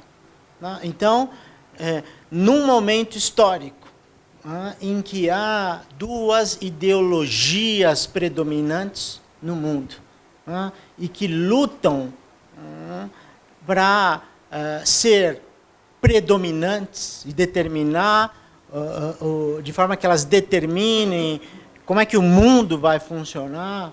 Então, uma delas captura essa essência, né? E investe dinheiro, né, que, de alguma forma, possibilita a cristalização e a disseminação desse conhecimento. Tá? Então, o que a gente vê, quando eu comecei a estudar com a Cris, quando ela começou a pesquisar os documentos, o que a gente viu foi o seguinte: a partir dos anos 60, o Aschoff, o Pitendrig e o Halber aumentam muito o número de publicações científicas. E a maioria delas é financiada pela NASA. Então, a NASA estava muito interessada em entender, quando se vai para o espaço e se perde a referência de uma Terra que gira, como é que as pessoas vão dormir. né? Então, ela investiu muito dinheiro, e é uma conclusão que a gente está chegando, ou seja, que a emergência da cronobiologia está ligada à existência da NASA e à ação da NASA dentro desse contexto histórico-social. Tá? Uma coisa que é importante a gente observar é assim, a ciência que a NASA está aí promovendo com esses cientistas, né? Ela, de certa forma, vai deixar invisível os outros pesquisadores que continuam fazendo a pesquisa nos ritmos. Então, tem mulheres pesquisando, tem gente pesquisando na área da zoologia, né? Tem outras coisas acontecendo, mas o foco ficou no Pittendrigh, no Halberg e no Raschoff, né? Então, esses conceitos que eles fizeram, elaboraram, eles são fundamentais, mas talvez, né, a gente pode pensar que outros conceitos estejam aí ainda para serem estudados da cronobiologia que não foram. Por quê? Porque não foi uma coisa evidenciada. Deu para entender? Então, o foco estava neles. Os conceitos que eles fizeram, importantíssimos. Mas não quer dizer que outras pessoas não estavam pesquisando outras coisas. Né? Então, é o caso das mulheres. Nós temos mulheres pesquisadoras nessa área e que, nessa história que a gente vai contar, elas praticamente não aparecem. Entendeu? E dá para fazer a história das mulheres na crono, tá? Aí tem quem quiser fazer a história, tá bom? É isso que eu queria falar. Então, eu acho que é importante isso. Eu gostaria, né, que quem não trabalha comigo ainda, eu tenho a expectativa, né, que a pessoa se deslumbrasse com o conceito de dia interior. O conceito de dia interior é fantástico, ele explica um monte de coisa da nossa vida, embora ele esteja oculto. Se a gente for fazer comparações com outras coisas, né, e outras áreas da ciência, é possível a gente perceber a complexidade desse tema. Né? Então, o que a gente vê hoje, por exemplo? Que, olha, embora a gente localize aí o nascimento, a gente pode ter com uma certeza, assim, uma segurança de que assim, 1960 foi o ano em que isso surgiu. Por que isso não está na vida das pessoas ainda? Por que ninguém sabe? Por que ninguém pensa? Por que nas escolas de medicina não se ensina isso? Por que não? Para comparar a ciência do DNA, o entendimento de que o código genético, de fato, era um conjunto de informações que era transduzido e traduzido numa proteína, né? Esse entendimento dessa ideia, ou a criação dessa ideia, dizendo assim, né, melhor dizendo, é de 1960 também. Né?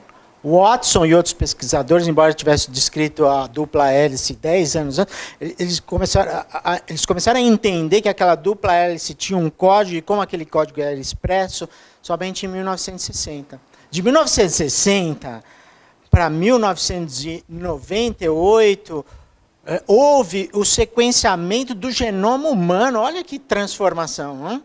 Então, o sequenciamento do genoma humano é basicamente como ir para a Lua. Ele tem o mesmo significado na cultura humana, é um passo gigantesco. Né? Então, a genética molecular hoje é aplicada na medicina. As escolas de medicina ensinam biologia molecular, elas ensinam genética molecular, mas a cronobiologia não chegou ainda. Né? Por quê? Basicamente, isso é uma interpretação minha, porque a complexidade das consequências das aplicações é muito maior. Né? Então, isso é parte do motivo porque a gente não sabe ainda. Né? Então, parte do nosso trabalho aqui é divulgar isso, né? É disseminar esse tipo de informação. Tá bom? Então, o que a gente vê, basicamente, então, em termos da construção histórica dessa ideia, e aí em termos cronológicos mesmo, né? Tá bom? Olha, o que a gente vê, que ela parece... a ciclagem dos comportamentos, principalmente nas plantas, ela aparece para observação humana, né? Inclusa num contexto cultural, histórico, social, no século XVIII. No início do século XX, para meados do século XX, se entende que esse dia está nas plantas. O próximo passo é entender ou disseminar, espalhar essa informação para o resto do mundo vivo. Então, mais ou menos entre a década de 50 e 60 do século XX, se entende que para os animais é a mesma coisa. É a mesma coisa que para as plantas. Então, como se fosse um princípio universal da vida. Mas ainda há um obstáculo nesse momento histórico, que é o seguinte: o homem. O homem, a nossa espécie é entendido como um ser cultural. Que se move, que se estrutura em cima da cultura. Portanto, o que temporiza o homem é entendido a princípio como a cultura, o tempo do relógio, o tempo social, portanto. Então, os experimentos a partir dos anos 60, então, se dirigem para mostrar que no homem é diferente. Sempre essa questão cultural humana de tentar diferenciar o homem da natureza, o homem como se fosse alguma coisa à parte da natureza. Então, os experimentos na década de 60 e 70 vão mostrar o quê? Que não, que o homem também é regulado temporalmente por um dia interior que é absolutamente semelhante ao dos outros seres vivos. Então, essa é a história dessa ideia. Então, o que a gente contou aqui é a história dessa ideia. Do ponto de vista mais geral, cronológico, e a Cris trouxe um pouco do ponto de vista materialista dialético. Ou seja, como é que essa ideia surge a partir de questões materiais. E,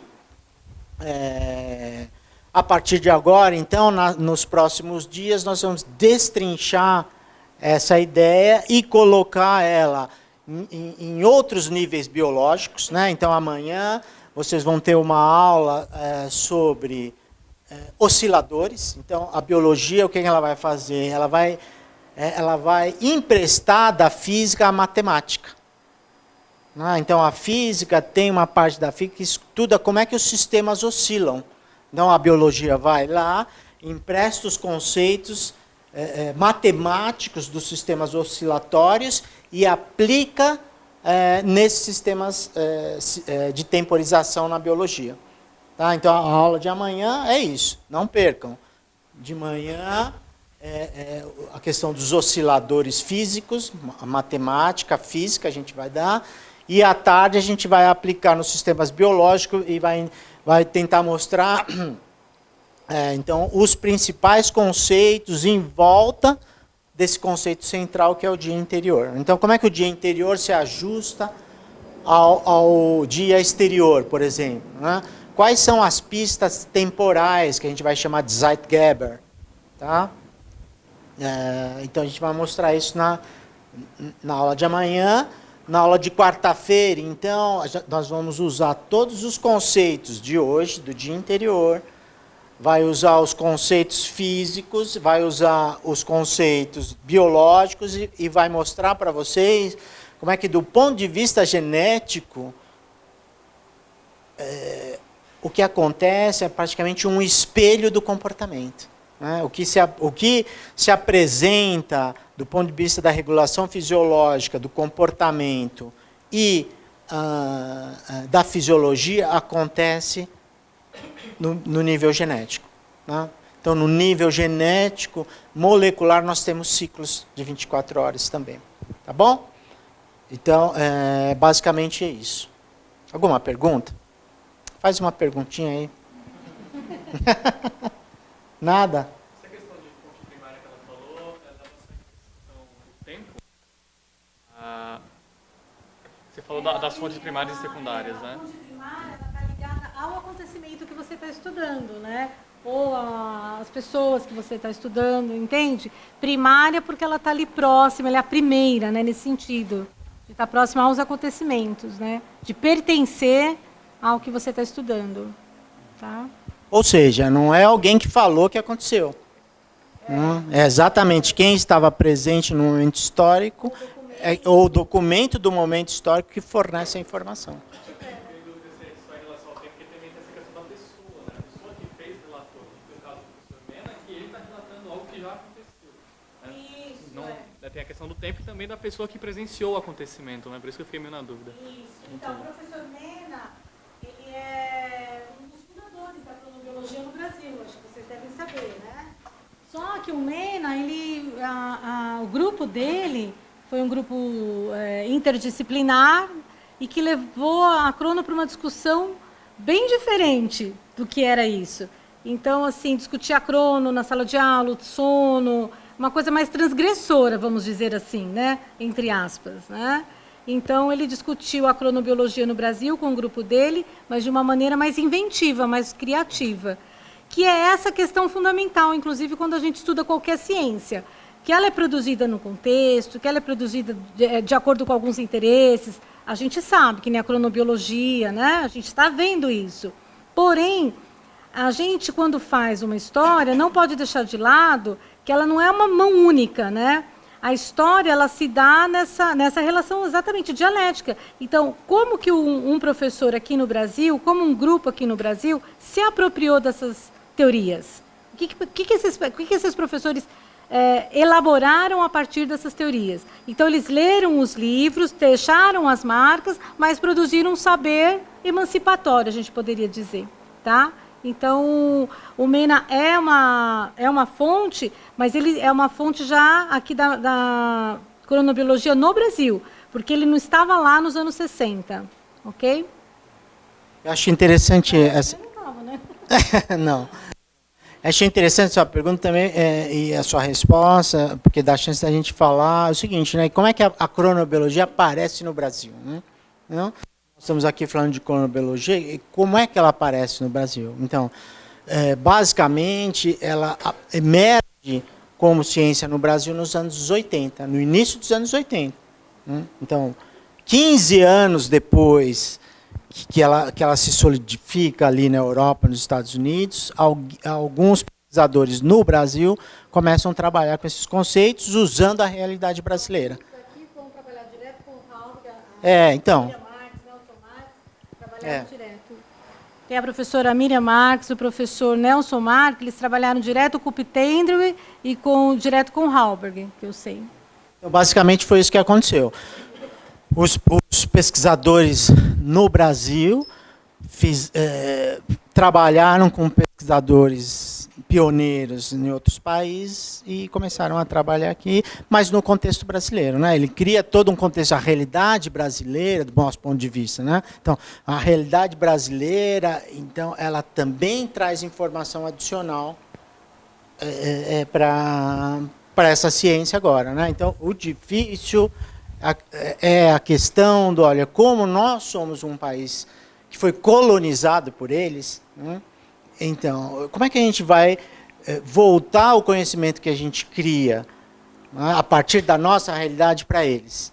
Né? Então, a gente tem uma dificuldade imensa. Né? Então, como parte dessa história, por exemplo, experimentos meus em 2005 geraram um resultado que a teoria toda deles não citava como possível. Né? Então, a teoria europeia, americana. Né? Então, a gente teve que buscar uma saída própria. A gente teve que buscar uma saída própria para explicar os nossos resultados em 2005. A partir desse ano, eu mesmo começo a dar palestras nos Estados Unidos, na Europa, e eu sou recebido de uma forma muito preconceituosa. Ninguém acredita no que eu estou falando. Ninguém acredita. Quando eu faço minhas palestras, eles fazem perguntas para mim como se eu tivesse errado no que eu tivesse feito. Eles falam, mas você cuidou disso? Você cuidou daquilo? Você tem certeza que você não errou naquele ponto ou naquele ponto? Né? Entendeu? E aí, porque assim, eu vinha com uma proposta nova. Né? Então, a partir de 2005, o nosso grupo e as pessoas que estudam comigo e produzem ciência comigo, a gente começa a colocar uma questão que é o seguinte: se é assim como vocês estão falando, e a partir dos nossos resultados, a gente propõe que as pessoas ou as populações que vivem em diferentes lugares do planeta expressam ritmos circadianos que são diferentes. Então, portanto, elas devem dormir e acordar em horas diferentes, dependendo de onde no mundo elas vivem. Então, a princípio, ninguém acreditou. Ninguém. A gente fez mais experimentos, a gente fez dezenas de experimentos, e essa hipótese só ficou mais verdadeira. Então, em 2013, com bastante resultados, eu fiz uma palestra na Inglaterra. E aí, depois da palestra, um pesquisador francês grudou do meu lado, assim, e aí ele me confessou. Ele falou, olha, Mário, eu escutei você falar isso em 2000 e tantos, eu achei que era uma besteira absoluta que você estava falando, né? Hoje eu começo a compreender que você está certo. Mas mesmo hoje eu ainda tenho dificuldade. Então, quando eu vou publicar coisas, eles ficam me questionando em coisas que são besteiras, porque eles não têm como contra-argumentar nas grandes questões. Então, algumas publicações, mas eu tenho que discutir com os revisores do meu artigo, e com argumentos como, você está especulando demais, né? Você não pode especular. Eu falo, olha, mas eu posso especular, porque eu não estou especulando no vazio. Eu tenho dezenas de resultados que me permitem ir além um pouco. Então, eu não acho que você que deve decidir isso. Você me deve dar a chance de expor a minha especulação para a comunidade que vai decidir. Você tem que me dar esse direito, deixar a comunidade decidir se faz sentido o que eu estou falando ou não, né? Não você como um indivíduo, né? Aí, no final das contas, por exemplo, nesse caso, ele falou, ele concordou com a minha argumentação no fim, ele falou, então você só tudo bem, mas então você muda o título, né? Então não tem mais nada o que fazer, então, para mostrar que ele tem uma autoridade, uma mentalidade de colonizador, né? Você fala, então você muda um pouquinho o título que deixa você publicar o seu artigo na minha revista, né? Então, tem um artigo que a gente publicou agora, esse ano, 2017, no último ano, que a gente demorou 4 anos discutindo com os revisores. E eles falavam que a gente estava errado, a gente mostrava que a gente estava certo, eles falavam que a gente está errado. Eles falavam que os nossos cálculos estavam errados, a gente refinava os cálculos e mostrava que a gente estava certo. Né? Até que chegou num ponto que eles não tinham mais o que falar. Que eles ficaram sem saída e eles foram éticos e assumiram que eles estavam sem saída, que eles tinham que publicar, porque eles não tinham mais o que criticar nos nossos trabalhos. Então, o que a gente vê, o que a gente enxerga aqui, né, Daniel, é o seguinte, olha, então a realidade brasileira, ela traz um elemento, ela trouxe a possibilidade de trazer um elemento novo para essa ciência que tem essa história que que a gente contou aqui. Né? Então, foi a realidade brasileira. Foi a gente fazer um experimento no qual a gente media o horário das pessoas, horário de dormir e acordar, em Belém do Pará, que é em cima da linha do Equador, e em Porto Alegre, que é a 32 graus, e falar, olha, eu estou medindo que essas pessoas estão dormindo em horário diferente, o horário do relógio é o mesmo, a única explicação para isso é toda a teoria que vocês trouxeram até aqui. Por que vocês não vão aceitar isso? Toda a teoria que vocês trouxeram explica porque essas pessoas vivem em padrões de claro e escuro naturais que são diferentes simplesmente pela latitude que eles vivem. Né? Então, eu acho que isso que é importante. Né? Então, olha, de fato, o recado que a gente está trazendo é a história de uma ideia. É uma história que materialista. A gente encara essa história como uma história materialista. Ou seja, não é a ideia que cria a matéria. É a matéria, é a existência das coisas que cria as ideias. Isso. E tendo ideias, as ideias podem, de alguma forma, mudar algum fato da realidade. Mas esse fato mudado, isso que é a questão dialética. Esse fato mudado, ele reflete de volta na ideia e muda a ideia. Então, de forma que isso é um processo. né? Um processo, um movimento que é infinito, de fato. Né? Tá bom? Mais uma pergunta, Carol? Guta? A gente está falando da história da ideia, né, da cronobiologia, e o senhor dá esse congresso como um marco temporal muito importante. A gente viu no passado o Prêmio Nobel em cronobiologia. O senhor acha que futuramente, quando novas pessoas forem estudar esse assunto, esse Prêmio Nobel vai ser um marco temporal também, ou ainda não teve tanta repercussão? Como é que é a cronobiologia depois disso? Eu acho que sim, viu? Eu entendo que é um marco também, que ele passa a ser uma referência, né? Passa a ser uma referência. Não, eu não sei responder a sua pergunta, só o tempo dirá. Acho que sim, né? Eu acredito que sim, vai ser um marco importante. Mas a minha pergunta é: os pesquisadores que venceram, né, que ganharam o Prêmio Nobel, eles se apresentaram como cronobiólogos em algum momento? Você lembra? Sim, se apresentaram como cronobiólogos, né? Porque o prêmio foi para fisiologia. Foi para biologia, exatamente. Mas é aquele relógio na biologia, né? Você apresenta primeiro como uma ideia que a gente não concorda muito, né?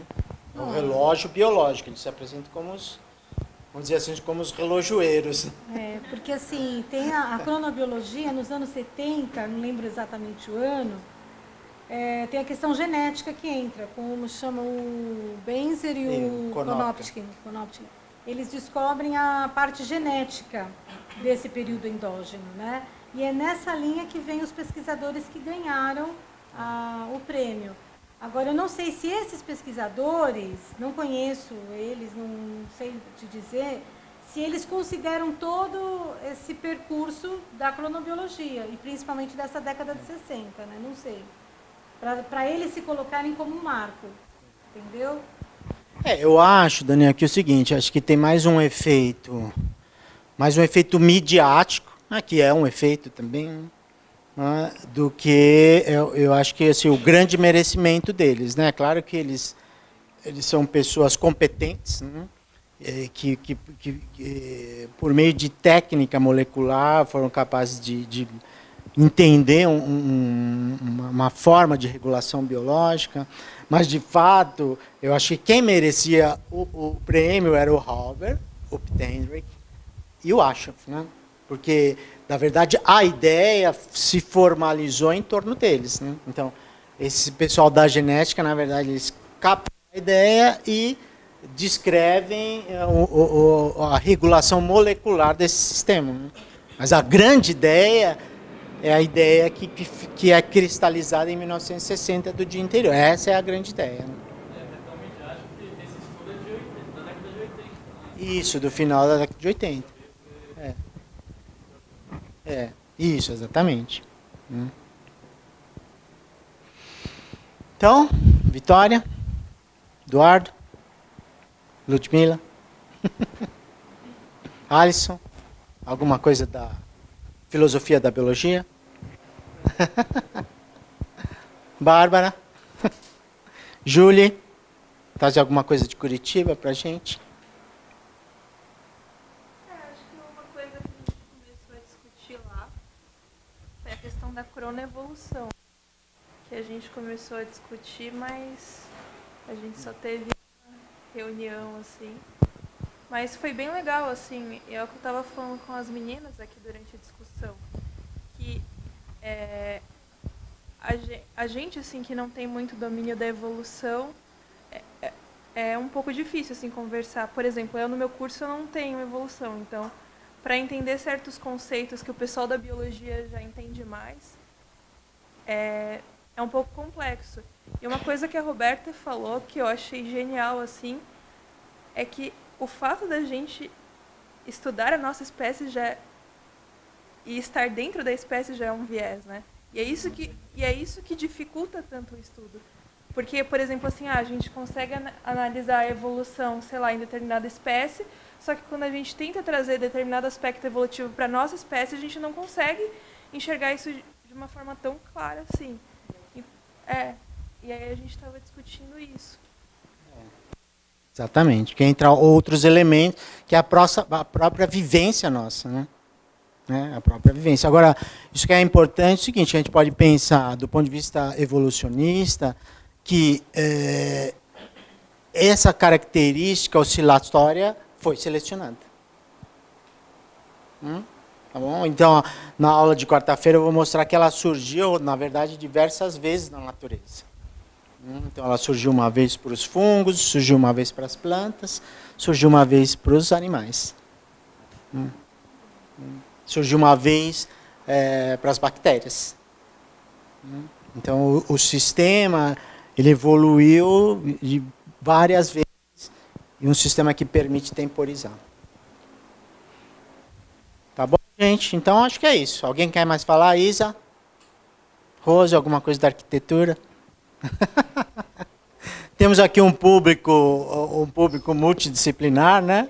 Uma professora de história, alguns biólogos, alguns obstetras, alguns educadores físicos, uma psicóloga, uma arquiteta e uma como é que biomédica, é isso, uma biomédica. Então tá bom, gente, é isso aí, fechamos.